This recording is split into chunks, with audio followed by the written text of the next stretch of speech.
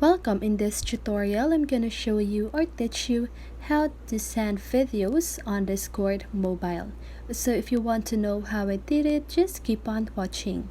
So first of all, if you are using your Android device, don't worry because the process is still the same. So let's get started. So first of all, you want to open your Discord app.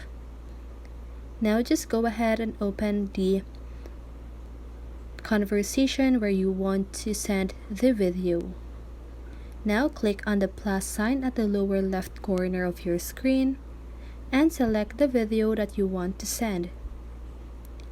You can choose you can choose multiple videos, but I'm just gonna choose one. So now just go ahead and click on the send button, and then you just need to wait.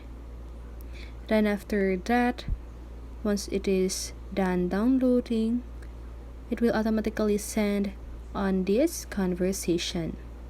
And then that's it. I hope this video helped you, and if it did, make sure to like, subscribe, and hit the bell notification so you won't miss a video. See you in the next one, and have a great day.